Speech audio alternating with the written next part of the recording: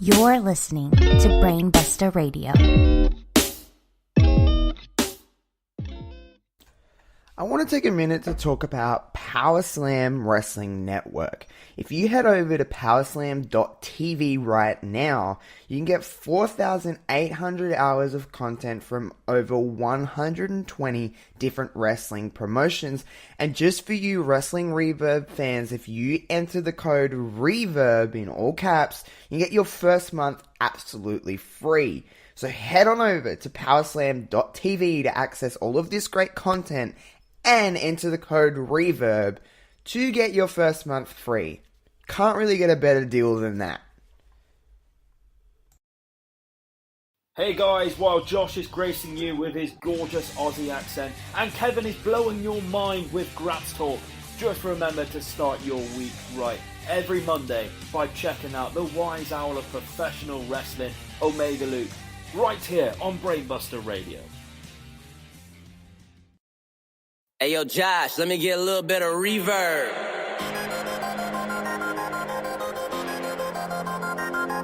Yeah. J. Will. Yeah, I'm about that lifestyle. I talk green work, repping it all over. It's right on the t-shirt. Fan for a lifetime. Yeah, that's a long pass. Figure I would show some love right on the podcast. Turn this up loud and make sure you don't do nothing else. Cause if you're listening to us, then you're improving your health. My name is J. Will. Welcome to the show, yeah. Wrestle, flow, flow, flow, yeah.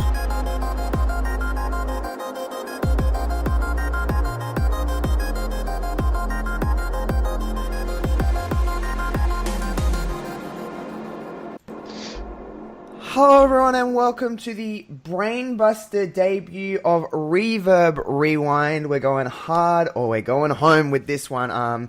Kevin, are you excited to get Reverb Rewind to our Brainbuster listeners? Yeah, I think this is one of the best things we do, and I really think the people are going to appreciate it. Yeah, I love doing the rewind, and we have to go big for this one, and we've never had a guest on Reverb Rewind before, but if we're going to have a guest, we have to have, we're starting off big. There's no real way to really, we're peaking early, I guess, is with our guest here today. She's been on Wrestling Reverb before, obviously never been on Reverb Rewind. We do have the Queen of NE right here with us. Queen, how are you doing today? Hello, boys. I'm so good. How are you? I am fantastic. Excellent. Yay! So, Queen, we kind of asked you to be a part of Reverb Rewind a few weeks ago now because we knew you were a fan of Reverb Rewind. We knew that you kind of like doing this kind of stuff. But what kind of attracted you to the idea of Reverb Rewind with us? Oh my God. Well, first of all, you guys are so funny when you do them. And I just like the way you talk and go and dive into things. And it's so much fun to watch things that you haven't seen, A, or B, that you haven't seen in a long time, especially with fresh eyes and perspective. And it's even better when you have someone to talk about it with. So that was why I was so interested in your Reverb Rewinds before we were even friends. And now we're friends. So it's even better. That is true. So we gave you the task of picking some old stuff to have the fans choose for us, and it come down to Money in the Bank 2011. So we went back and watched this today, and we'll get into that in just a second. But Queen, I guess your concept, and correct me if I'm wrong, was just, we have Money in the Bank soon, let's get in the mood for Money in the Bank. Yeah, essentially that. I was thinking about what we could watch, and I was like, it's time for Money in the Bank soon. It's the pay-per-view they're going to be building towards, very shortly once the shakeup was over, which it is now. So now we're going to start to see new storylines come to light. We're going to see new challengers. We're going to see who they're going to push, who they're going to pull back. And that's the time for people to shine in this Money in the Bank challenge. Winning the briefcase gives you that contract. And with that contract, you have 1 year to cash it in. Sometimes it's immediate, sometimes it's not. But the best part is there are very few times in history where the Money in the Bank person, Mr. Money in the Bank, has cashed in unsuccessfully. Yeah. So it's normally a shoo-in, if you will, for a title change, and that's always super exciting. So I figured, hey, why not? It's happening in a month, literally like almost from today, a month. So it's really, really exciting. Yeah, no, I agree completely. Money in the Banks, and regardless, Money in the Bank ladder matches itself, they're always fun. Even a quote-unquote bad Money in the Bank ladder match is still a pretty fun match. But before we get into talking about that stuff, we were talking a little bit before the pre-chat, but Kevin, I did get a chance to watch your watch the show that you did play-by-play on, and you did an absolutely fantastic job. So if anyone's looking for a play-by-play commentator, you know where to get Mr. Kevin Carroll. He's very good at it.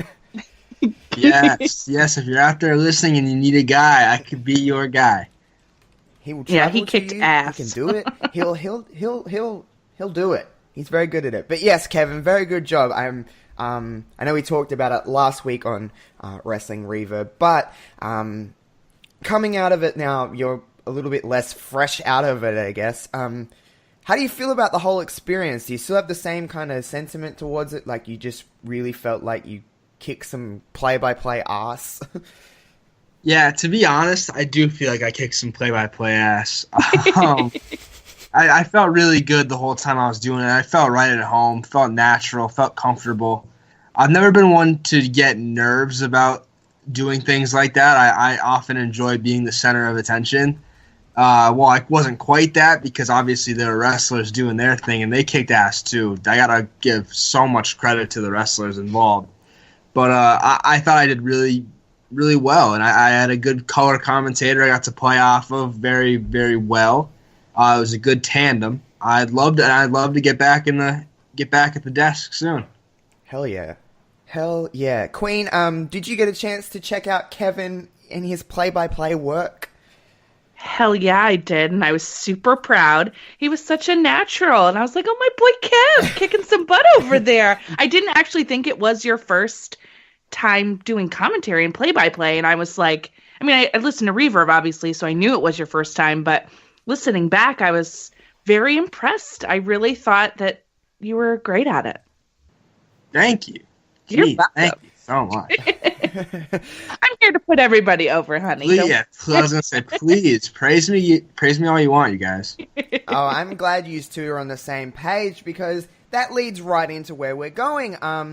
It's time, Kevin. Usually you don't get a tag team partner in Kevin versus Australia, but this week we have Queen here. We're not just going to exclude Queen from the fun. So this week you get a tag team partner, I guess you could say. Fun.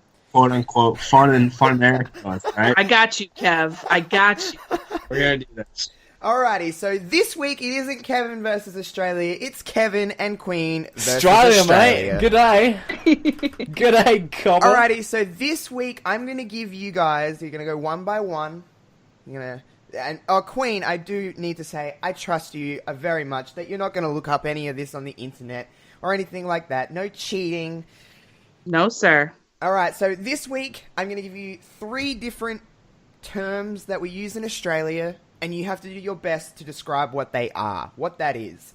So, Queen, since you're the guest, I'll give you the wonderful honor of going first. So you can, I'll give you the term or the word. You give me your best answer, Kevin. Then you give me your best answer, and I'll tell you as if you're wrong.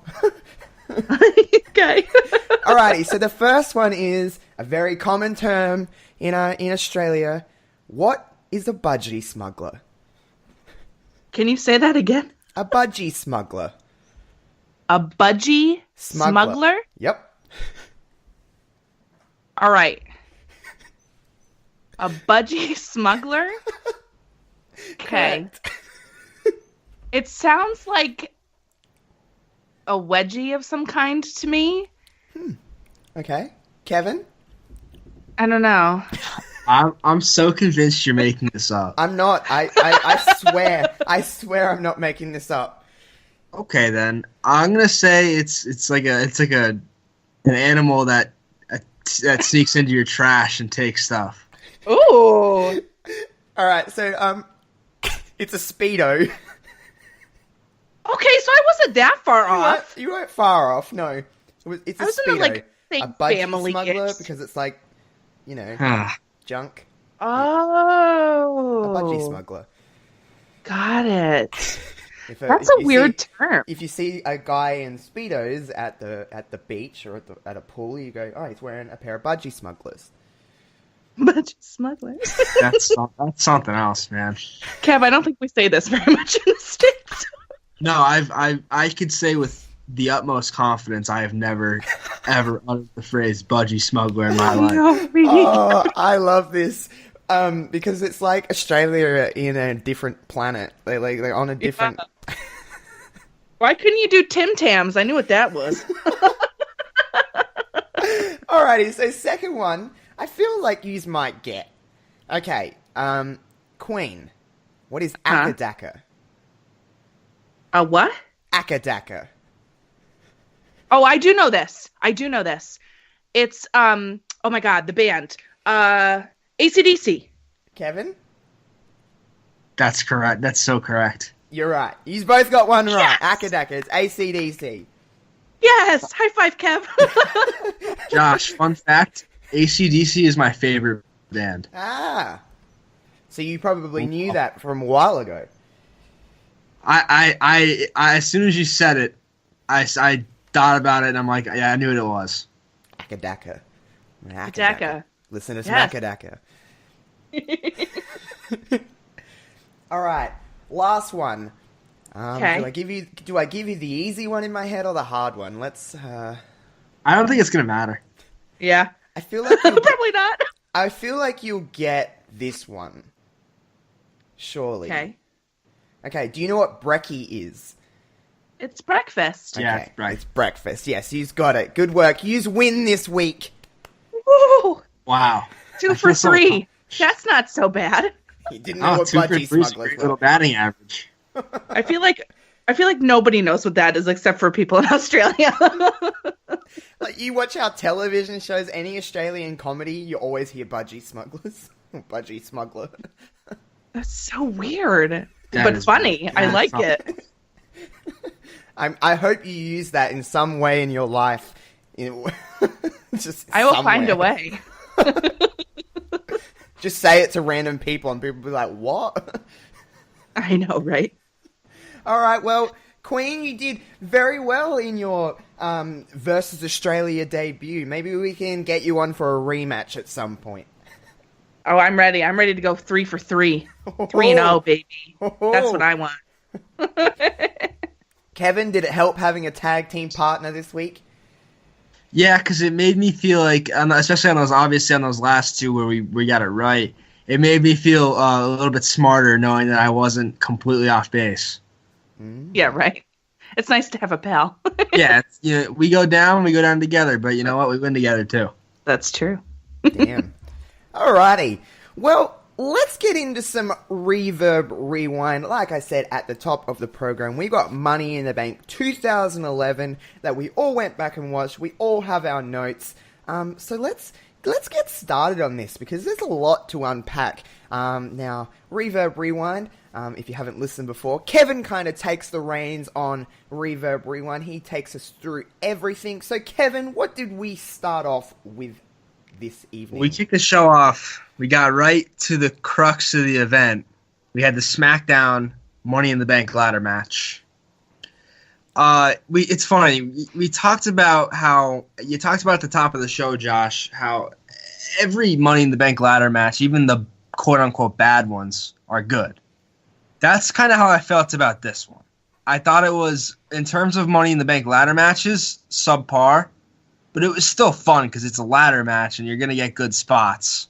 Yeah. And so I can't complain too much about it. Yeah, no, I agree. Okay, so before we even talk about the actual match itself, what a weird group of people to be in this match. Yeah, right? Like, it felt very lacking of star power. We had Daniel Bryan, Wade Barrett, Cody Rhodes, Justin Gabriel, Heath Slater, Kane, who else was in it? Oh, crap. Sin Cara, and Sheamus. That's right. Yeah. A very just odd bunch of people. because I haven't watched this show in a little while, you used to might not get this feeling, or you may, I'm not sure, but you know, I was just watching all the entrances and I genuinely had forgot who was in this match. I was seeing and I'm like, what? These are the people in this match. Queen, what's your thought on this group of people? Because it's odd. It's so odd. Well, first of all, when Justin Gabriel came out, I got like so excited. I loved him back in the day. Like loved him. And I was devastated that he never got like anything. So I saw him and I was like, yes, he's going to do high flying spots. I'm so pumped. But then like you look at the rest, like Heath Slater, who was just off the one man band thing, and Daniel Bryan, who looks so different. Yeah. And Kane, no mask. And Wade Barrett, all I could think of was Bad News, but he had no beard and that threw me off. And then Cody, of course, with his face mask. Yeah. It was literally the strangest group of dudes. But oddly, I actually enjoyed this one more than the other ladder match, I have to be honest. Yeah. I thought this one was... Listen, when you have a crowd like Chicago, and they're hot, they're ready for the night, they're obviously ready for what we'll talk about later, but they're obviously a hot crowd. When you go on first, I think that's a huge benefit. I've always said if I was a wrestler... I would like to, if I'm not main eventing, I want to be opening the show, because I want that benefit of just a hot crowd. There's no such thing as a burnt out crowd on the first match. If there is, it's a shit crowd. But Chicago's a fun town to be in. I could imagine being a performer would be really fun to perform in Chicago. But like you said, Kev, it wasn't like the best Money in the Bank ever. It was okay. No. It had its spots. Kev, is there anything that kind of stands out to you before we start discussing the finish? Yeah, definitely when Sheamus put Sin Cara through the ladder. That is a tough spot. Oh, yeah, ow. That looked nuts. That could not have felt good. Props to Sin Cara for taking that, but that was the one for me. That was like the spot in the match. Other than that, Justin Gabriel's 450 where he was standing on the ladder with like no space to maneuver. That was yeah. Oh, talented dude. Yes. That's got a lot of room for error in that one. Yep. Sin Cara. Obviously, this is like the original Sin Cara. If you could describe Sin Cara in just a small sentence, Queen, Kev, how would you even do that? Because I feel like the original Sin Cara to me was a little bit of a letdown. Yeah, that was going to be my sentence. Yeah, he didn't deliver. Did not deliver. Yeah, that's a great sentence. Did not deliver. And like letdown. Yeah, letdown for sure. How would you... Do you think it was a lack of... I know NXT wasn't really like... It was still FC Dub at the time. They were still... Or they're in that transition phase, wherever it was. But do you think it was him being brought in straight into the fire, as they say, and not really having a chance to adapt to that WWE style? Because there is a WWE style. Yeah, I don't know. I'm not sure about that, to be honest with you. It could be, but I also think he was brought up and just like nothing happened. He was like a little steam engine that couldn't. And I don't know what it is. I don't know if it was the character. I don't know if it was his work. I don't know what it was. It just didn't work. It didn't go up the hill for me. Yeah. Kev, you have any kind of when I think of Sin Cara, I don't think of anything he did in the ring. I think of the fact that when he first debuted, they used to keep the blue and yellow lights on. Oh, yeah. During his matches, and it was really weird. I didn't like that. So he was probably doomed in my mind from the start, because that was something I just didn't want to see. I didn't want to see the lights on. It made it look weird. So I forgot about that. You're right. Yeah, I forgot about it too. I didn't like it either. But there were the kind of spots that kind of stood out. If you could kind of take yourself back in time, actually watching this or going into this, just the build up to this, did you all think Daniel Bryan was going to win this? No. No, I didn't think so either. I thought it was going to be Wade Barrett, because I thought he was going to get Gabriel and and oh my God, Heath on his side, yeah, and kind of do that whole thing like they did in the spot, right? Yeah. I thought that was what was really going to happen, and they were going to kind of reform the little band together. But I was really pleased that Daniel Bryan won, and I was even happier watching it the second time. Yeah, because it's a weird retrospect to watch it now. Yeah. But going into that match, I thought it was Cody's match to win. I thought that was Cody's time. Mm-hmm. I remember actually genuinely being like, it's Cody's time. Bryan winning, though, certainly didn't make me upset. I like Daniel Bryan. It was just a shock. At this point, I thought he was going to be the first one to, like, kind of unsuccessfully cash in. Oh. That was my kind of thought. I thought he got the briefcase, and I'm like, oh, he's going to be the one that doesn't cash in successfully, because at that point, there hadn't been someone that hadn't unsuccessfully cashed in. Mm-hmm. Yeah, and especially with like the world title scene at that time, where you had Orton as the champ and Christian was floating around, and you had Big Show and Mark Henry who would enter into the picture later on. It didn't seem like it would be the easiest thing for him to cash in. Right. Yeah, no. But overall, Queen, what did you think about this match and the finish? I liked the finish. I'm happy. Like I said, Daniel Bryan won in retrospect. Watching it a second time, I was very pleased with that part. I also thought to myself, God, I used to love Sheamus. Like, to my core, loved Sheamus. And I don't like him anymore. And that's so weird to say 8 years later, right? But this match, I'd say a low to solid B. Yeah. Kev? I'd give it like a C+. Yeah. All right, little tough that's crowd probably that's probably my basement for Money in the Bank ladder matches, because they are enjoyable no matter what. Yeah, I agree. They're still fun no matter what. It's still fast paced. There's still a lot going on. But like I said earlier, there's been better. There's probably been worse. But this is, I'd probably give it about a B-, C+, something like that. Kevin, what did we have up next? Because I have some thoughts. Was it? See, I'm missing. I know there's a one backstage segment in here somewhere with Vince, but I'm not sure when it happened. I don't remember. But next on the match card, we had Kelly and Brie Bella for the Divas Championship. When you say thoughts, are you referring to this match with those thoughts? Yes, I am. So I have thoughts too. I can't wait to hear yours. Okay, so I go into, when I watch old Divas matches, old women's matches, I kind of try and take out the fact of what we see now. I just try to get in that mindset of, they're going to try and go out and have a match that they could at that time.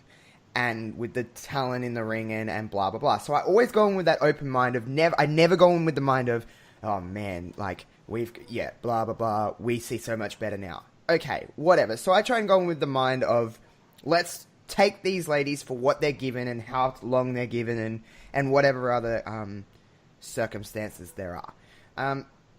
First and foremost, the thing I noticed first was, and I'll always say this, I don't think Kelly is amazing at all, but Kelly to me always was never afraid to take a bump, never afraid to take a chance, and I always appreciated that about Kelly. I always appreciated that. Kelly, you can say whatever you want about Kelly's wrestling ability and blah, blah, blah, but she was always game.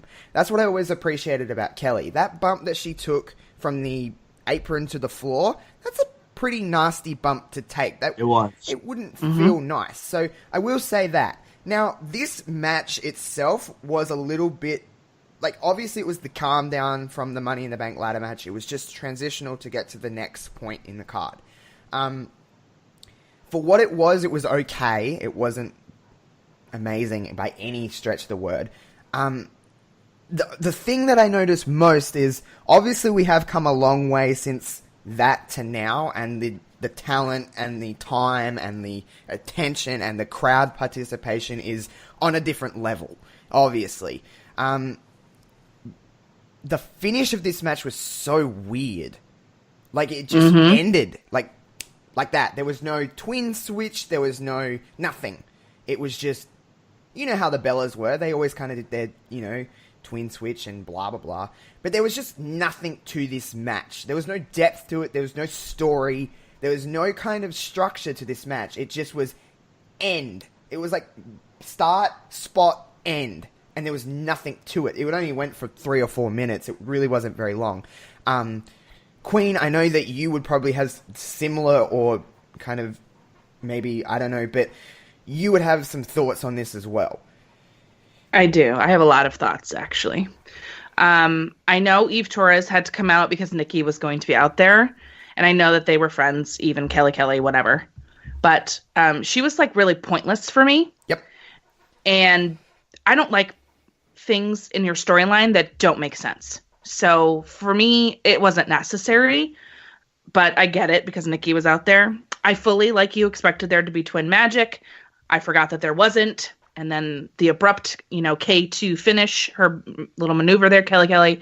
It was very abrupt. The match really didn't have any substance. Brie looks the same to me then as she does now. Sloppy. And I didn't like it. I thought Kelly did better at selling, as usual. In my opinion, Brie doesn't sell very well. However, my thoughts aren't about the actual wrestling. My thoughts are about Jerry the King Lawler. Ooh. Listening to this commentary, things are different now. And, I have a lot to say about commentary now as well, but in a different vein. Listening to that person talk the way he talks about women and the women in the match and the women around the ring, I didn't realize in my younger brain, and I wasn't really that young 8 years ago, but younger, how vile it actually is. Mm-hmm. But then I thought about like all the other matches he's called and how it was the same type of vibe and how creepy it was. I literally wrote in my notes, holy F, Jerry the King has some of the cringiest comments I've ever heard. Damn. I was so uncomfortable. I actually wanted the match to be over so I could stop listening to it. And worse, his commentary has aged so poorly and with good. Yes. It's terrible. PG program too. Like that's a PG show, and kids, no matter whether you're a male or a female, it's no different. We're all people, and absolutely, he's giving that impression to not only little girls looking at that, and they're asking their parents, "Why is that man talking about that woman that way?" He's then giving the impression to little boys that it's okay to talk that way about women, which is not the case at all. Especially, it's not okay for anybody to talk about that, It's especially in that context, and right.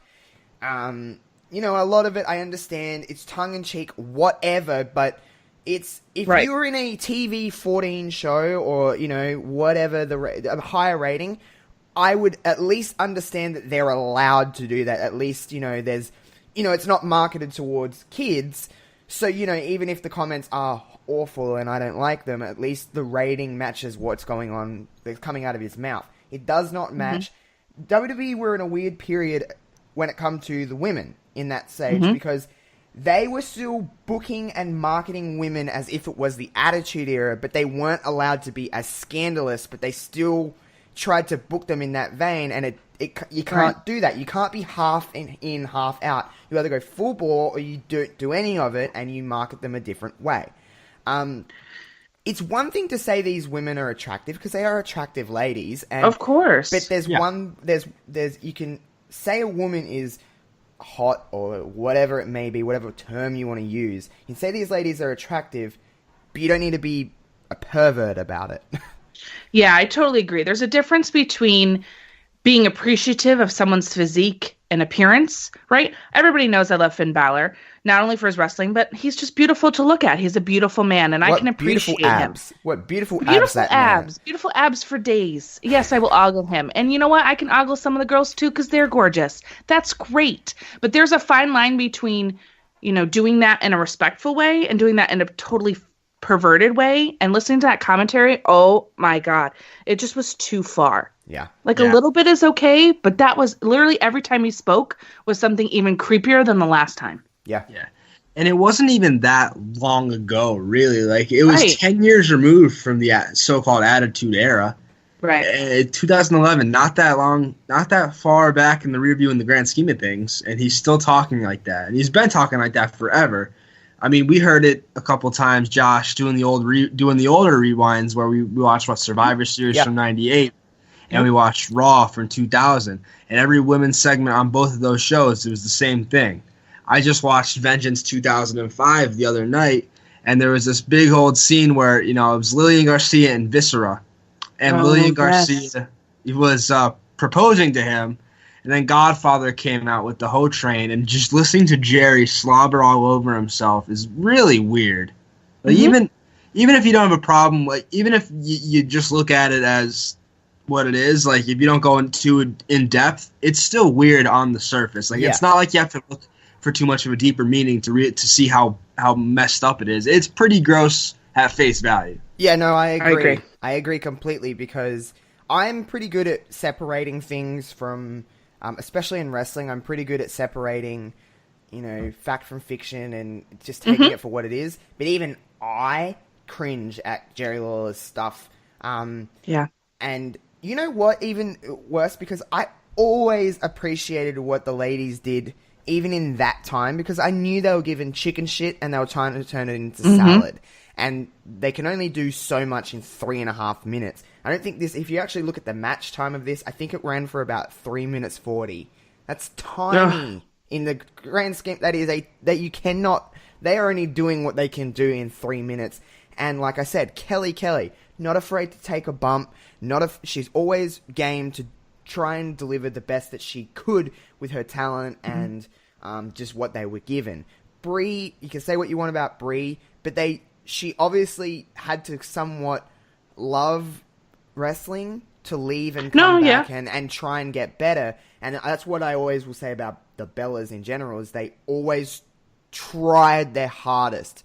I know Brie had a little bit of a rough time coming back last year, but for a little while there, Brie actually got quite decent in the ring in that little before the comeback. I actually think she did, but that's a different subject for a different day. Nonetheless, just a short match that you can't really take too much substance out of because there wasn't a lot to really sink your teeth into.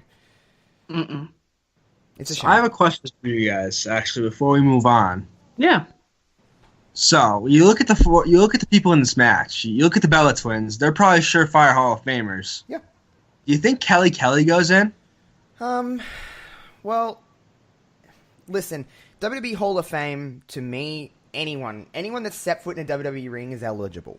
I think. Yeah, that's like my point, is that if you have Tori Wilson in there, Kelly was like the next Tori Wilson. Kelly was the face of those years. Kelly was the Trish Stratus, if you will, of those years. She was what they want. They wanted her to be Trish Stratus.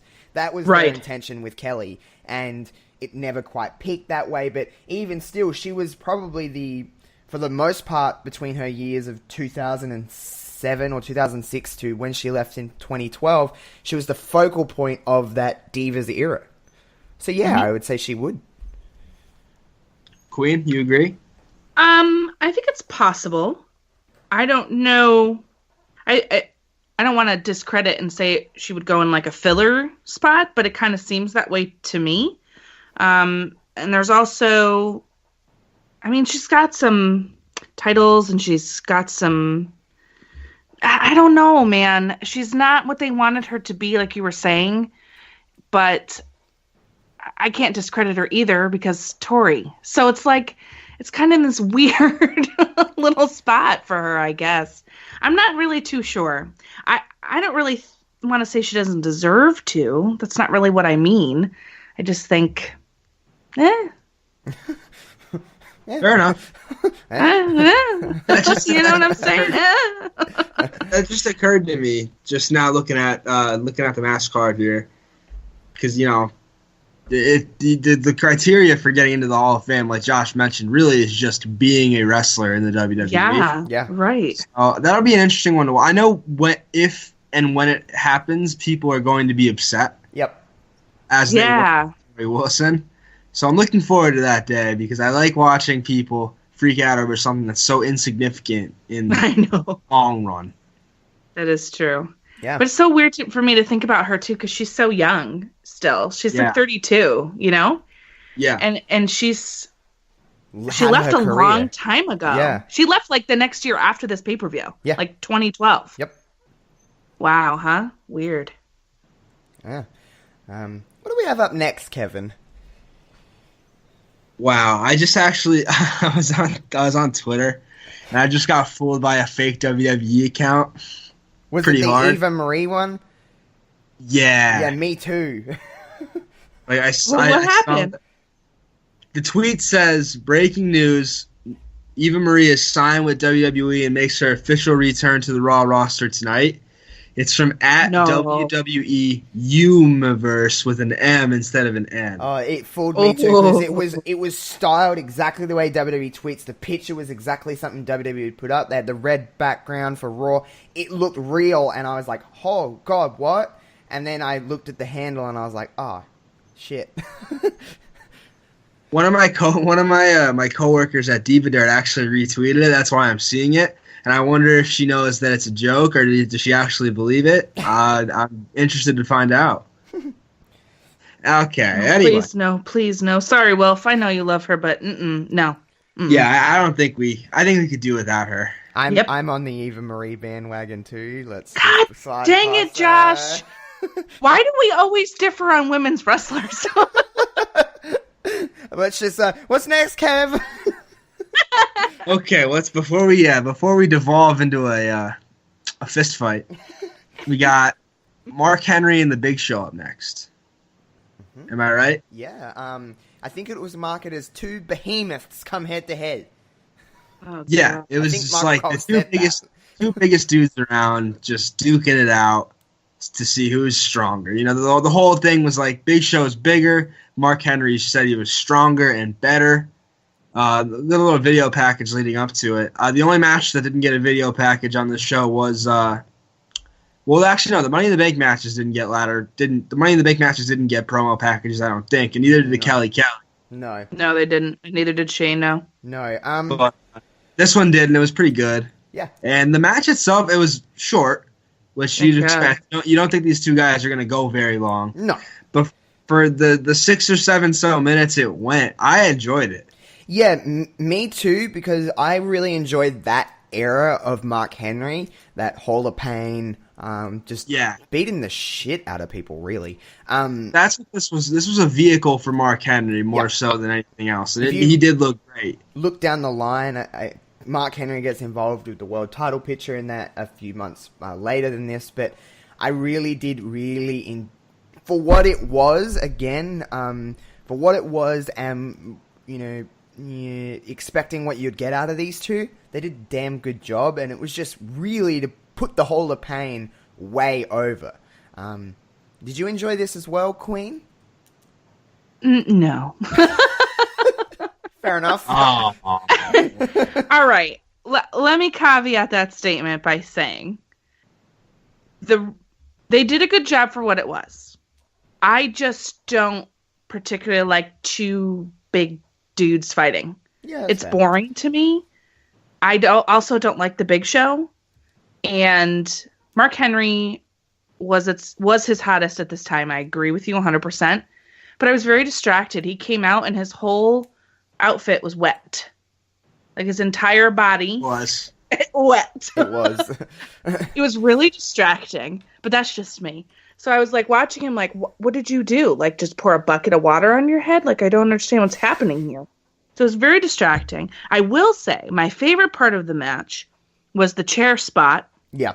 On Big Show's leg afterwards, because it's not often you see Mark Henry or anybody of that size go on any ropes of any kind. Yeah. So it was very exciting to see that, and I thought they worked it well enough that you really thought that he, honest to God, broke his leg. Yeah. Big Show sold. So I thought that was good. He sold it very well. The spot looked good, but why? I would have preferred the women's match to go longer than this one. The video package I almost felt was longer than this match. I don't know. It was a short match. It was. Which is fine, because it should be, because they're not supposed to go for that long. No. Yeah, anything longer than what it did would have been just absolute overkill. Yeah. I agree. 100% there, yeah. It did go the right amount of time. I don't really have too many more thoughts on that match unless you two do. No. Not really. I mean, it's just, it just, again, it was just a vehicle for Mark Henry. Nothing really pops out except that he looked good. Big Show did what he was there to do, which was put Mark Henry over, and he did so in a big way. Yeah. And this is when Henry starts to get real momentum, and he's world champion a few months later. Right. Yeah. Yeah. So you can look at this as a turning moment. I agree. Yep. I don't really have much more to add to that one. Nope. Agreed. Probably easily the most throwaway match on this card, though. Oh, yeah. Oh, yeah. Because, you could say what you want about the women's match, but it was for the Divas title. This was a generic singles match. Yeah. Right. Which I don't necessarily like on pay-per-views unless the feud feels important enough, and I don't think this one was quite important enough to merit a pay-per-view match, but right. I didn't hate it. Yeah. Yep. Yep. Next. Thank you. Next. Oh, wow, that's topical. Ariana Grande, yes. Yes. Yes. Yeah. I would sing it, but I have a cold. And I ain't singing no Ariana Grande because I ain't doing that.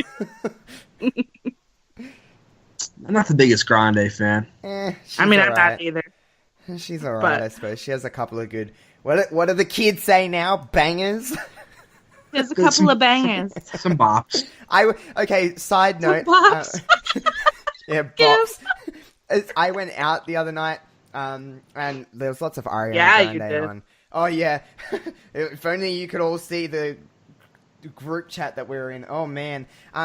But I was out the other night, and there was lots of Ariana Grande playing, and the amount of 18-year-old girls that say Yas Queen to Ariana Grande, and I was like, okay. There was like 4 Ariana Grande songs that played in like a dang row. And I was just like, Nope. shut up with this. I'm like, I don't hate Ariana Grande. This is not an Ariana Grande hate train.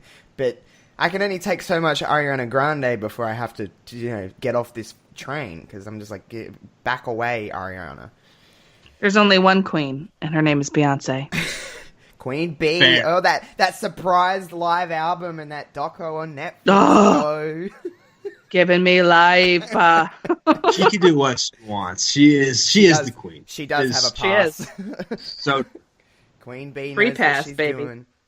Mm-hmm. What a weird from What a Mark weird- Henry to Ariana Grande to some Queen B. Doesn't really get much weirder than that, but if you could segue off of that, Kevin, good luck. speaking of Absolute queens.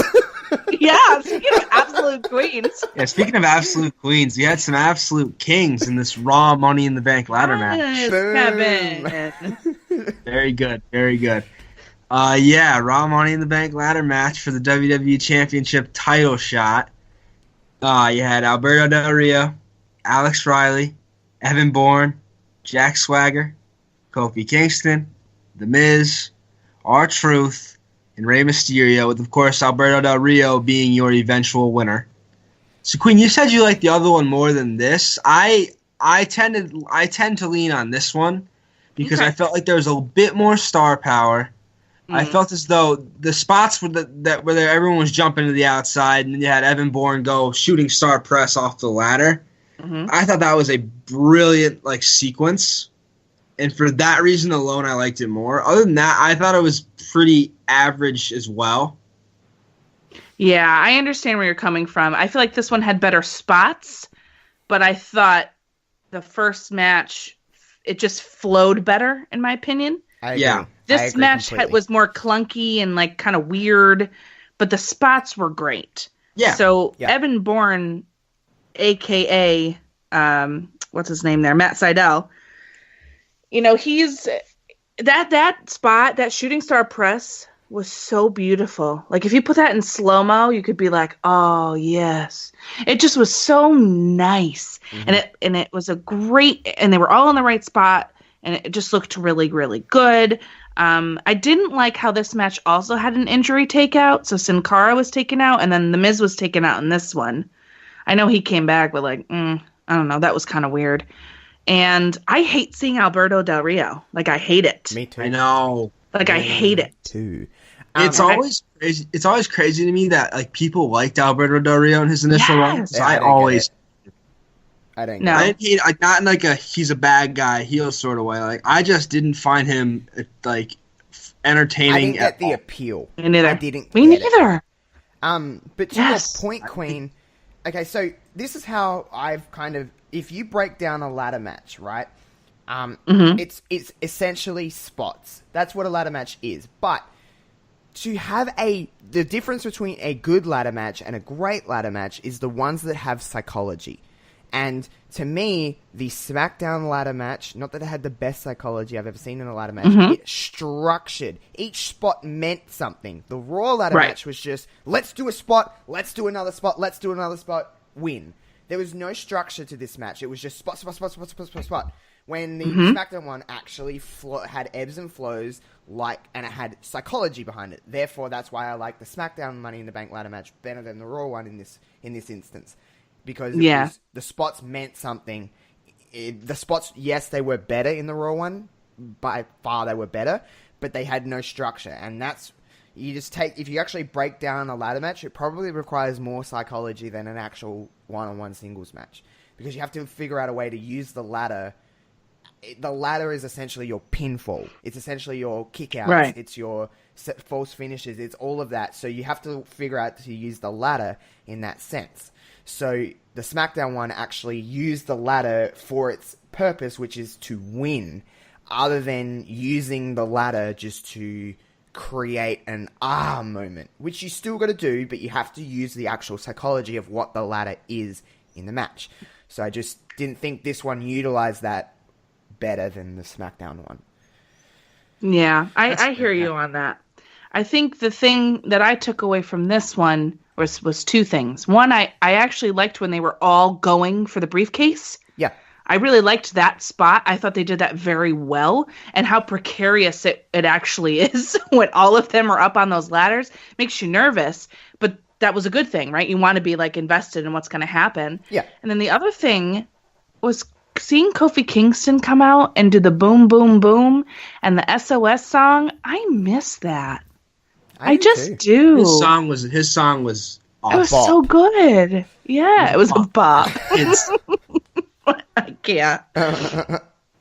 Yeah, I loved seeing him 8 years ago and like looking at where he is now and going, wow, like dude, you're going to go through a journey. You're going to be wearing a unicorn horn soon, man. This is crazy shit.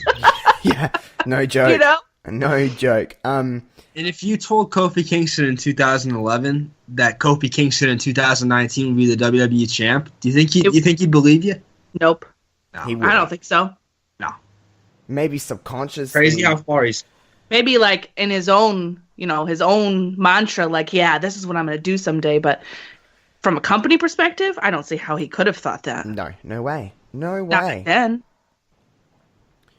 But Kevin, you like this Raw Money in the Bank ladder match better than the SmackDown one, just because of the spots. But going into the finish, we know that Del Rio won. What did you think about the finish? Again, I mean, I wasn't pleased with it. I thought there were better candidates in there to win Money in the Bank. Among them, Kofi. Among them, a guy like Rey Mysterio, just because I'm a homer for Rey Mysterio. R-Truth. I get Del Rio winning. Like, that was the safe option, but he had won the Rumble earlier in the year. Yep. So it's not like he was out of opportunities, Like, he was already like a main event star at this point. Whereas I look at the Money in the Bank thing as a platform for mid-carders to make the jump. Yeah. Or for, I mean, Rey Mysterio wouldn't fit that bill, but like The Miz, R-Truth, those guys would have benefited. Evan Bourne, I thought, would have been a really handy pick. I loved him when he was in the WWE. Me too. Me too. Even a guy like Alex Riley, who seemed to have a lot of potential. Yes. I hate Alex Riley so much. What? Oh my god, I hated that guy. That's an odd take. But why? He never did. He didn't do enough to even be hated. I feel like he was just sort of there. Is it because of his Miz thing? I just didn't like him. he was one of those people I didn't like his face. And it's one of those. when I seen him in Glow, have you watched Glow? Yes. Yeah. When I seen him in Glow, I was ready to punch my computer screen. I was like, get him away from her. Like, get away from him, Liberty Bell. What are you doing? This is like momentous. Josh never hates anybody. Yeah, Josh is like the least hater person you'll ever meet. Wow. Who knew it only took Alex Riley, who didn't do anything to make you so mad? One day, I'll have my older brother on this podcast, and he will tell you the level of hate I had for Alex Riley. Because it was intense. Dude. Like, I do not I think I had that hate for Del Rio. Like, I hated him. Yeah. Hated that he was champion. Hated that he got a lot of opportunities. Just didn't think he was appealing in the ring, on the microphone, at all. Oh my god, that just made my eyes, like, my eye just twitched when I was talking about Alex Riley. Like, it's a being inside of me. Like, I'm just like, I don't like that guy. Can we move on? All right, well, let's move on. Relax. It's going to be okay, Josh, I promise. There's a better match coming. Thank God. Speaking of hostilities. Yeah, speaking of hostilities. Next up was the World Heavyweight Championship match. Christian beating Randy Orton by disqualification, hence winning the title. Yeah. Oh, man. Yeah. Okay, so this whole rivalry, I absolutely remember just loving. I loved the story of, like, Christian getting the title and losing it, like, 5 days later, and then the one more match crap, and the spitting, and the low blows, and just Christian being a slimy heel that he plays absolutely best. Christian was always best when he was that creepy little bastard, as Stone Cold used to call him. He was the CLB. But I just really remember loving this story in general. It was brilliant. This whole thing was brilliant. This match in particular, I thought was even like the psychology of it was great with Christian trying to get him DQ'd, but the match itself was really good. Like, yes, super good, better than I remember. Yeah, I was a little short, but that makes sense. I think we forget about this match because of the main event, and we forget about everything on this card because of how great the main event was. But the undercard of this pay-per-view was honestly pretty good. Mm-hmm. Yeah. I totally agree. This was one of my favorite. I think it's tied for me for match of the night with the main event. Yeah, I would say that too, just because I love this feud. Obviously, everybody loves Punk and Cena. So I really loved Christian and Orton. I forgot how much, right? That's what I kept saying throughout this whole thing. All of my notes saying, wow, I forgot. And I don't usually forget things, but I forgot a lot of this stuff. Yeah. Because, Money in the Banks aren't normally the most popular of pay-per-views. A lot of people prefer them to still be, at Mania, so you get the thing and then you go. But I like them as their own pay-per-view. And there are storylines and character development that I really loved here that I feel like it's lost in the shuffle. This match between them was not only a great wrestling match, it was a great psychological match. And there are very few people who can go toe-to-toe with Randy Orton as a heel and come out on top. Yeah, for me, and Randy Orton is that's who he is. Christian, I'm a sucker for Christian. I love Christian. Me too, I love him. Underrated, underappreciated, just great.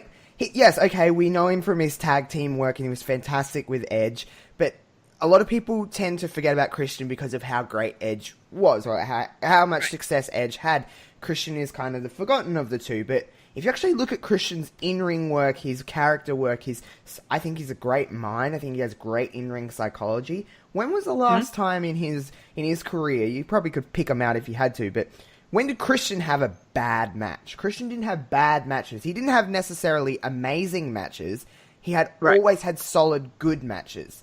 There was never really bad Christian matches, which is a testament to him because he was in the business for so long, and again, underappreciated and underrated talent in the ring. But this match in particular, because he was finally getting his chance to be in the world title picture, he had a chance to actually shine, and this was winding out his career. He was in the back end of it.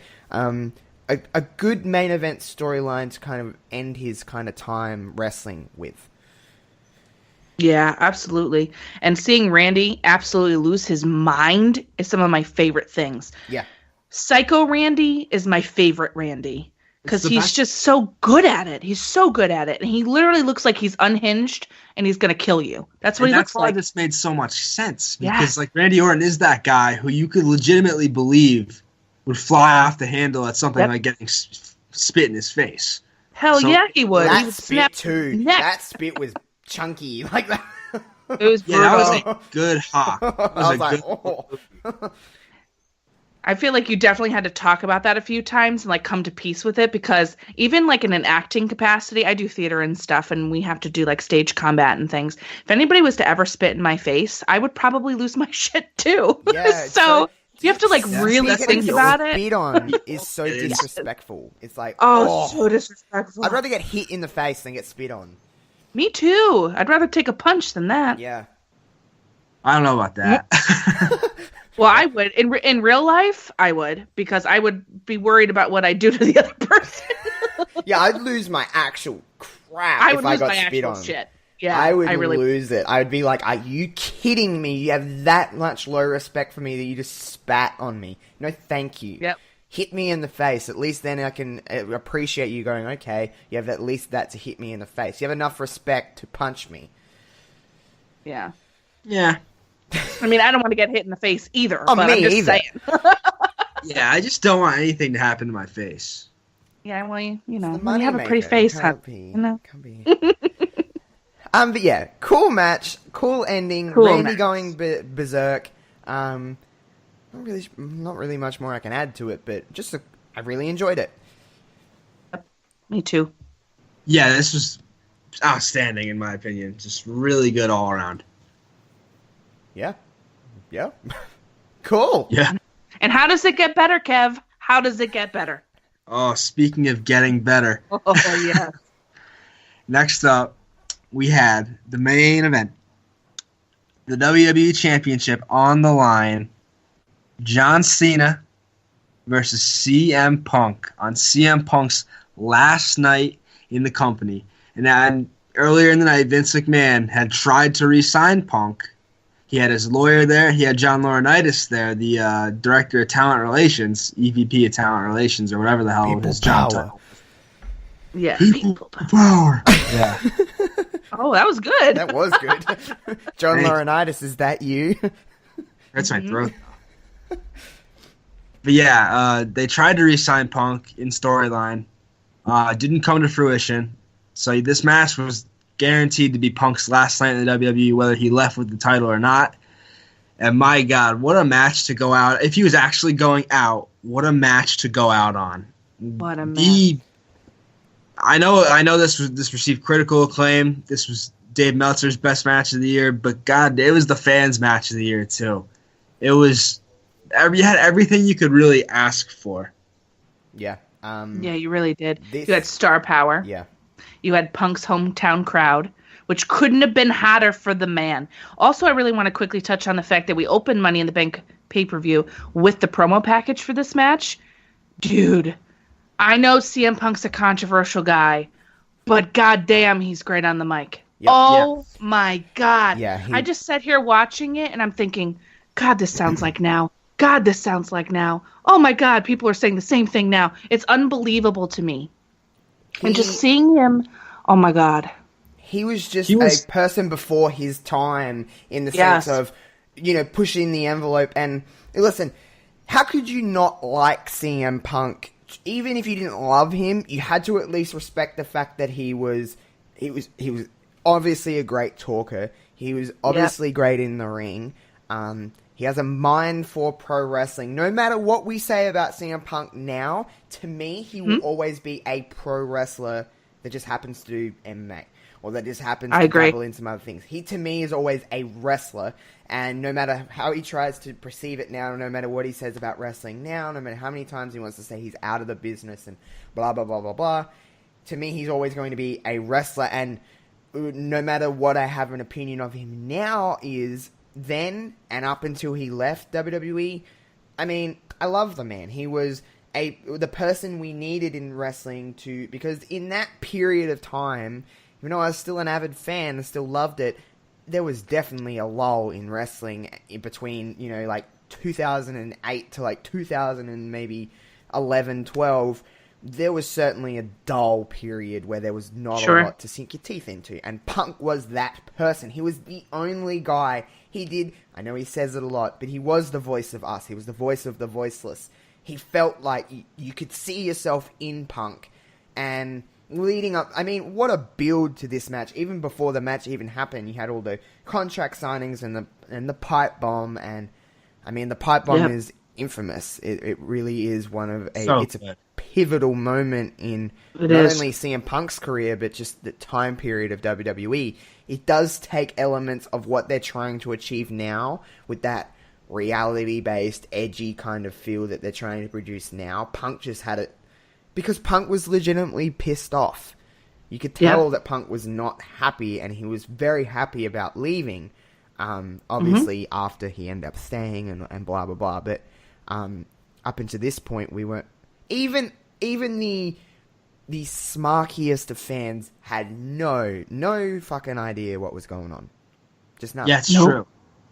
They had and none. If you guys, I don't know if you guys ever saw the CM Punk documentary WWE did. I watched it like 2 days ago. It's very good. He says that he signed the contract, like the legitimate new contract, like the day of. Yep. Yeah. Isn't that wild? I think he said in the documentary that he signed it during Money in the Bank. Yeah, I'm seeing here like about an hour before actually winning the match. Yeah, which is absolutely insane. Like, what if they didn't re-sign it? They put like all their eggs in this basket that was extremely unstable. Yeah. Yep. They very unstable. They lucked out, but you know what? We got a great match out of it. Fantastic. We did. Oh my goodness. It was so very good. It was the false finishes. John Cena like completely beside himself, which you don't ever see. A lot of. That was very telling when he's actually asking the ref like that was. He's saying that was. Yeah. You never see that out of Cena. He was very frustrated, and it was almost a little bit of realism coming through, and it felt authentic. And the crowd, like it's his hometown, Punk, but the crowd was so hot for it, and the ending was great. And Cena saying no interference, and he attacked Laurinaitis, and then Punk pins him, and holy shit, he's leaving the arena. Crowd's losing their mind, and Vince is looking at the ring like, what did I just allow to happen? And you got to wonder, like, how real was that face? Yeah, you definitely, because like that was a big risk, and Huge. you didn't know if it was going to pay off. Yeah, I agree. This the quality even when of he this called match. even when he called out Del Rio to cash in the belt, yes, in the briefcase for the belt, it felt real.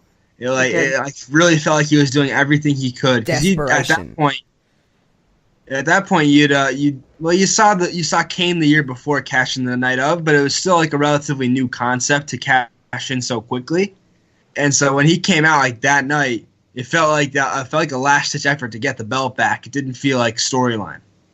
Yeah. It did. There was certainly a level of desperation from Vince, and that story. Wrestling's always the best when it feels real, and that felt real. Mm-hmm. It genuinely felt like this can't happen. Punk cannot win, and all the steps. Sometimes things like when you do lots of things like that in a great match, it can get overbooked, and you kind of look at it like, ugh, they're ruining it with all this outside stuff. But that just ebbed and flowed so well, and just it was. It's hard to say that it was a perfect match because I don't think there's any such thing as a perfect match, but this was pretty dang close. Yeah. Oh yeah.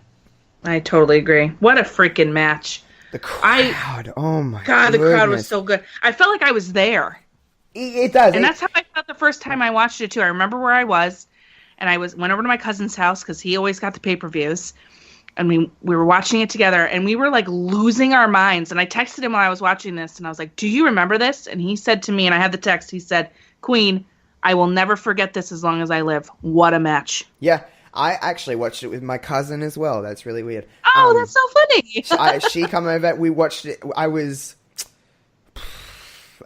like, ooh, how old would I have been in 2011? What year is it now? 2019. This was, what? 8 years ago. 8 years ago. I would have been, like, 16 years old. 15, 16 years old. God, baby Jossie. Baby Josh watching it with his cousin. She come over to my house. We stayed home from school. And because I was like, I'm not missing this dang match. And my dad was like, whatever, I don't care. We sat in my bedroom with a splitter to 2 pairs of headphones. Jeez. So no one could hear because it would be loud. So we had it up blaring in there, full boring in our ears, like as loud as it could go. And we're just yelling and screaming. And I just remember sweating and being like, oh my God, this is amazing. Like, that match is just... No matter when you watch it, no matter how many times you watch it, that's how you knew it's a great match, when you have that same feeling. And you're right, Queen, it felt like you're there, because I don't think we'll ever get a crowd behind a person that much. There's not too much that compares to it. To have his name chanted during his music, and you could hear the chants over a very heavy Killswitch Engage song, that's pretty special. You can't manufacture that. That is so organic. So organic. The last time we hear that song, too. I know, the last time we'd hear that song, too. What a theme. What an entrance. God, and when he sits down in the ring, chills. Man. Chills, absolutely. I felt the same way. I miss that. There's not a lot of matches that I get that feeling from. Yeah, this had such a big so fight feel to it. It did. It really did. This was and the they money performed. match in WWE. It was Punk Cena. And I know we got it a lot, but we never got it at WrestleMania, and I think that's a shame. Yeah, I do think too. it is too. Because they could have killed it. Every time they got in those ring, those two men, no matter where it was, no matter what circumstances, every single match of theirs killed it. Yes. Yeah, absolutely. I thought we should have got it at Mania. I thought Mania 29. I thought Punk should have held the belt, dropped it to Cena at the event. I thought it would have been classic. Yep. I do But too. they had other plans, obviously, with The Rock. Getting that Rock and Cena once-in-a-lifetime Part 2 match. I know. Oh, man. No one really asked for. No. Punk, honestly, I hate saying this word because no one deserves shit, but in another light, Punk earned that match.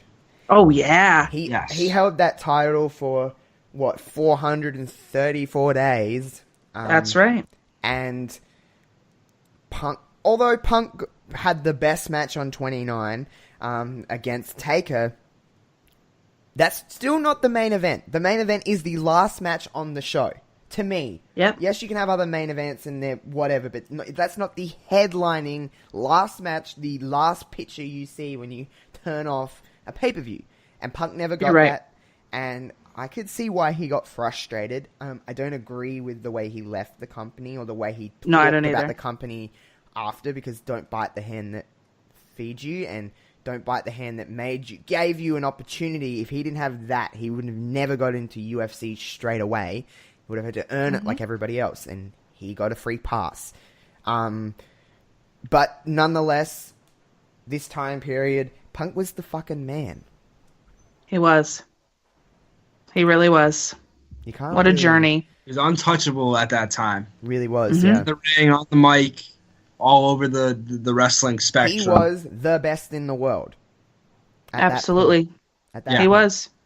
Not to... and with Paul Heyman, unstoppable. I loved that. Yeah. I loved that, because with the difference of Paul with Brock is that Paul had to talk for Brock. Paul did not have to talk for Punk.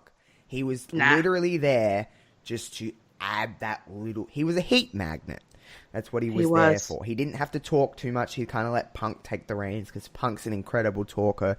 And that's hard to say when you're in there with Paul Heyman. But no kid. The one time you really don't need Heyman talking too much, because Punk's very good at it. Punk's an incredible heel. He's a good face, but he is a fantastic heel. But diverting off of this match itself, the flow, the length, the crowd, the involvement of Vince and Alberto, and the finish, and the way he ran away with the title. Like, I just can't say enough good things about that match. The false finishes, they were on. Literally, the crowd was hanging on every single move, from a headlock to a GTS. They were into everything. Everything. You don't get that a lot. You don't. And you know what's so funny, too, about these false finishes and stuff? When Gargano and Cole had their match at NXT TakeOver a couple weeks ago, you know, while I was there in the crowd, I didn't think it felt too long or too much. No. But a lot of people told me that watching it at home, it felt like too many false finishes. But how many false finishes were in that match that we just watched in Money in the Bank? And what's the difference between that? I find that so fascinating, right? Was it the crowd? Was it the people in the ring? Was it the performance? Was it the big fight feel, as Kevin pointed out? Did it feel the same? Is it different? I just thought that was so interesting. Do you want to know what being I that we think? just watched that? Yeah, I do. So, that's why I'm asking. So, what I think is that with the difference between Punk and Cena that happened in 2011 and Gargano and Cole that happened in 2019 is that we're so adapt to that style now that we see it all the time, and I think, not me personally, but I think some people are sick of that style of match because we get so many false finishes, people kicking out of finishes. It happens on Raw. People kick out of finishes now. A finisher in 2011 is different to a finisher in 2019, in my opinion. And again, I talk out of my ass a lot, but I just think we're so adapt to that style of match now that people don't respect what they have. Yeah, I can see that. Yeah. But that's just yeah. We're not as grateful for the good stuff now, I'd say, as we were back We're then. spoiled. I think we're more likely to point out critiques now than to just marinate in the great match and appreciate it for what it was. We're very spoiled, but We are. I mean, hey, I've done it before where I've gone, this is just too much, and I've been ungrateful. I'm sure you have both done it as well. But nonetheless, this match was absolutely fantastic, and it kind of went from this pay-per-view being good to amazing. It made this pay-per-view amazing. This match made the show. It did. Yeah, it completely did. Rightfully the match you think of when you think of Money in the Bank 2011. You think of Punk Cena. Yeah. And for them to take a gimmick pay-per-view and to do that is pretty impressive. Because this is literally called Money in the Bank.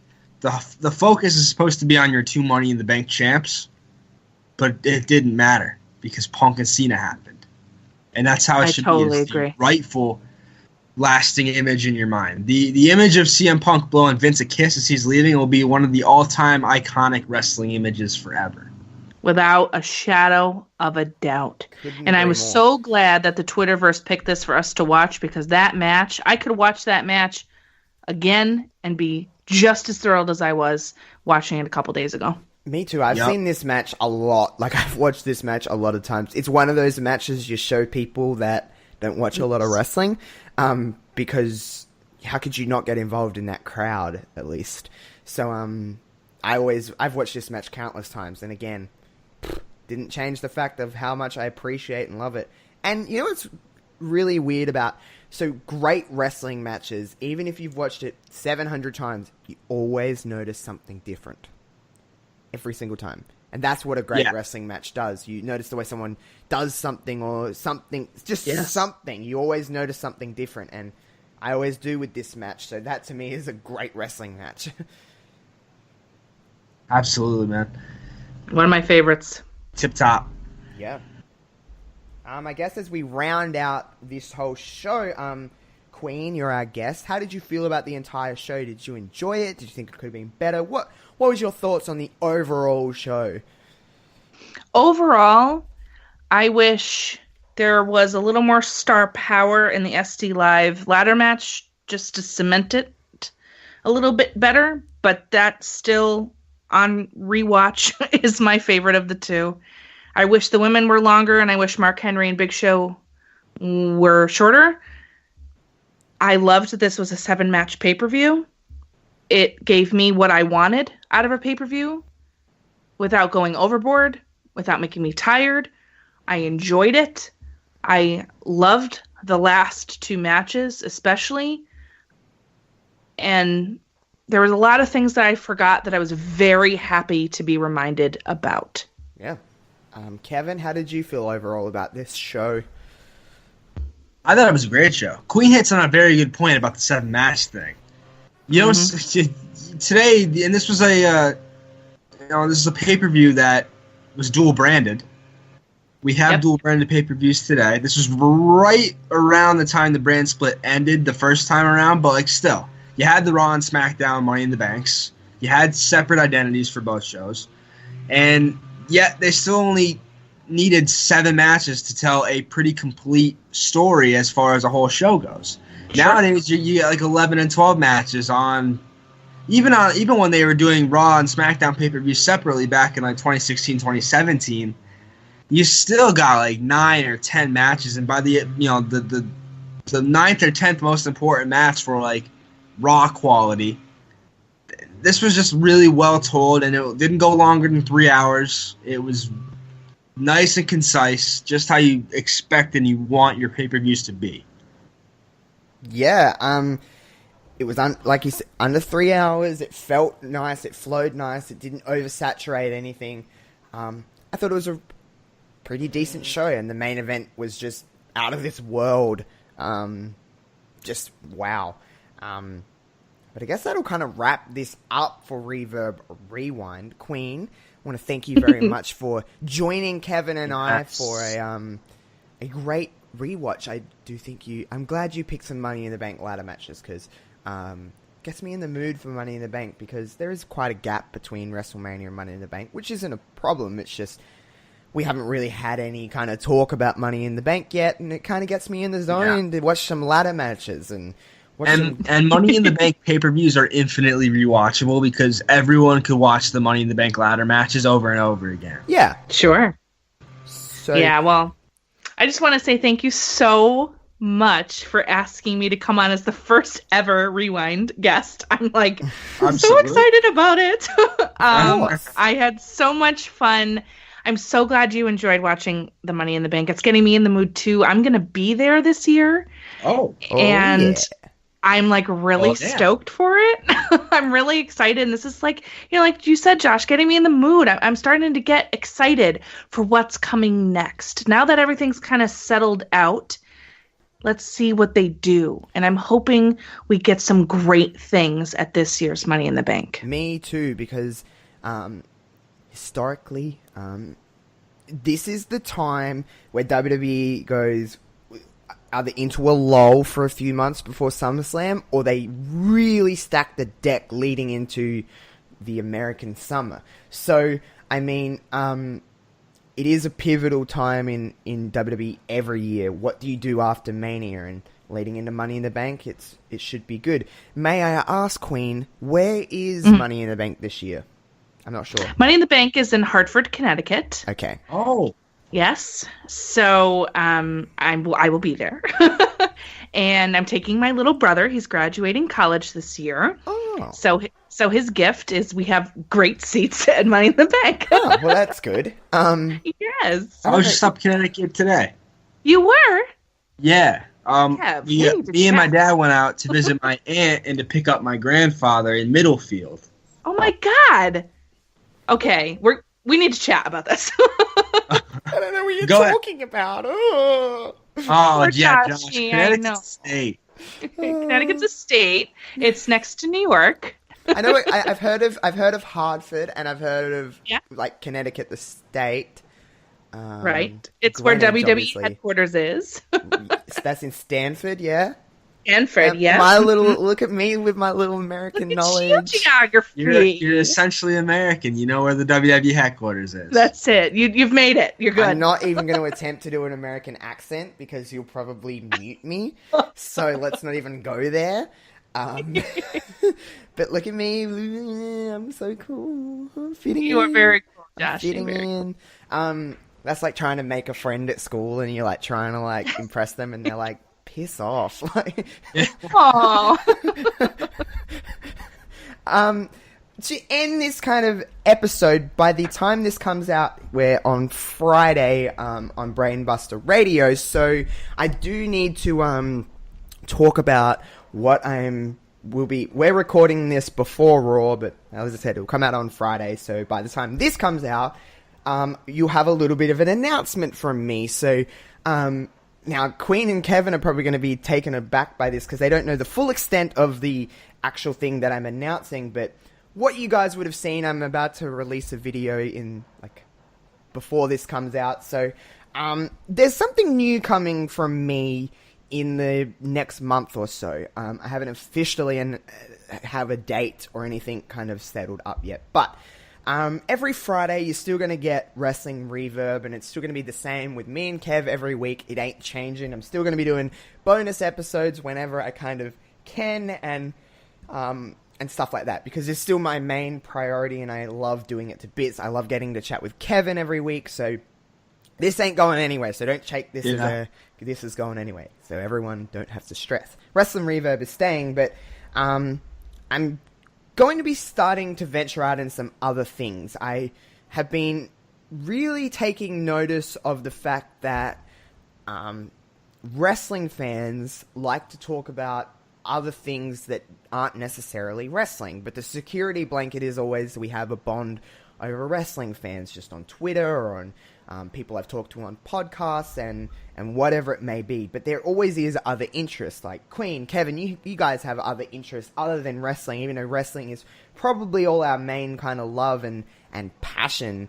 But you guys have other things that you like as well. And sometimes I've noticed with people is that we want to talk about other things, but we don't know if it's the avenue to talk about other things.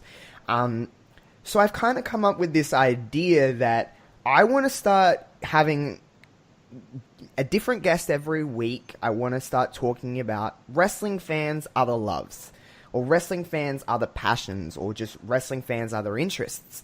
And I'm kind of going to start doing very soon a different kind of podcast where I talk about other things I love. I want to start talking about music, and I want to start talking about movies, television shows. I want to start talking about other passions that I have. I want to educate myself on some things I don't know about. I would like to have people that I don't know anything really about sport. I'd love to learn some more things about sports, some things about basketball, some things about sports that aren't in this country. I'd like to learn about this kind of stuff. I like to talk about things that are a bit uncomfortable to talk about. I want to learn people. I want to get inside people's minds a little bit and learn why they make decisions that they do and why they do things in a completely non-judgmental and open. I'm going in with everything with an open mind. I'd love to learn more about religion. I'd love to learn more about why people do certain drugs or drink alcohol, or why they do the things they do. Talk about mental health. Talk about depression. I don't want to shy away from what everyone in this day and age deems uncomfortable and what everyone deems offensive. I'm not here to offend anyone in any means necessary, but why do people do the things they do? I want to learn about other things. I want to educate myself with different people. And I've just noticed that wrestling fans want to talk about other things, and that's what this show is going to be about. It's called Diving In, because I'm going to dive into people's lives and people's passions and interests and whatever it may be. Like I said, a different guest every single week. All the video that's coming out that will be released whenever it does, before this kind of drops, we'll have all the details that you need to find out. But you'll be seeing Queen on this show. You'll be hearing from Kev on this show. We'll definitely be doing some other things. But I just really want to just take on a different kind of aspect of wrestling fans and what else they love, because I have different loves. I'm a bit of a nerd. I like to talk about Star Wars. I like to talk about video games, and I know other people do as well. I do have other loves. Wrestling is my main love, and it will never go away. But yeah, just want to dive in some other things, just not being afraid to talk about everything. I just think there's value in people's lives, and I want to learn about people, and I love learning about that kind of stuff. But that's kind of my plan with that. But yeah, like I said, Kevin, you'll be on a lot because we always chat. So I'm sure you'll come on and you can talk to me about basketball and stuff like that, because I know jack shit about basketball. I can tell you about basketball. I want to learn about things. I think people in this day and age are scared to get out of their comfort zone. They're scared to sound stupid or sound dumb about things. There's a lot of questions that I want to ask people and stuff like that. And I've noticed people are willing to be very open about themselves, which I really appreciate, because I kind of do this as an open book. I don't really hide anything from anybody. I like to be 100% authentic, and I think there is something to that, but people are scared to do that sometimes, and I'm just, not to sound cheesy, I'm just not afraid to be me. So I just think there is some kind of value in people like hearing just conversations about other things sometimes, and but yeah, that's my kind of plan. Like I said, everything will be in the video that I'm going to release, or have released at this point. So yeah, I guess that's kind of it. That's where I kind of want to wrap it up. But yeah, I'm excited for it. I hope it works. I think that's awesome, Josh. Making moves over there. I love it. I think it's a brilliant idea. You're going to get a lot of interest, I have a feeling. Yeah, I think so too. I hope so. And I would kind of like to learn about a little bit more about you two, like learn a little bit more about what you guys love as well too. It's a chance for me to educate myself on the people that I've become close with as well, because there is more to us than just wrestling, I guess. It's true. There is. But that'll kind of do it. Again, thank you, Queen, for coming on and joining us for Reverb Rewind. And like we've said many times, I'm sure there's many more chats in the future. This ain't the last one. Absolutely. I cannot wait. And speaking of chats with you, y'all have hopefully listened to the episode that has dropped already on Wednesday, which was the Put Me In Vince chat with Joshy and I. Yes. And it was a lot of good fun. So if you haven't listened to it yet, please do. And Kev, you're going to be up next, so I'll be sliding in those DMs, buddy. It was really fun. Really Always fun open to do. We chatted. Yeah, we had a good hours.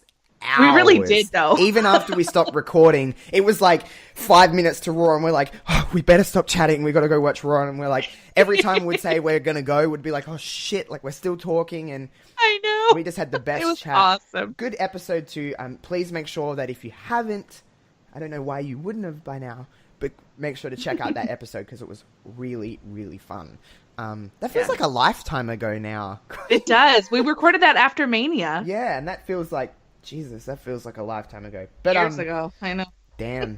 Alrighty, I hope everyone enjoyed this episode of Reverb Rewind here on Wrestling Reverb. And yeah, catch us like you can now every Friday on Brainbuster Radio. Queen, put yourself over here. Where can everyone find you on Twitter and wherever else you are? Well, you guys can find me at TheQueenOfNE on Twitter, at TheQueenOfNE on Instagram, and my show, Queen's Court, drops every Wednesday on Brainbuster Radio. Please check it out. That'll be my 4th episode with Josh. So, baby, brand new podcast. I'm loving it. It's really a blast. So much fun. And I'm also on DYWTSB on Twitter. The podcast is Did You Write This Stuff, Bro? With Pops and Mort. And we are having a blast. I hope you come and check that out as well. Yeah, Queen's everywhere. Queen's just living it up. Queen is everywhere. Very good. And you know where to find me and Kev on Twitter. Our links are in the description. I'll pop Queen's links in the description as well, so you can find everything there. And yeah, I hope you check me and Kevin every Friday here on Brainbuster Radio, and make sure you look out for Diving In with Josh, which you'll know all the details you need to know when you know. That'll be coming soon, and yeah. That will do us for this episode of Reverb Rewind. We'll catch you guys next time. Peace. What's happening, wrestling fans? This is Conrad Cushman from the Everything Pro Wrestling Podcast. And right now, you're listening to Wrestling Reverb Podcast on Brainbuster Radio.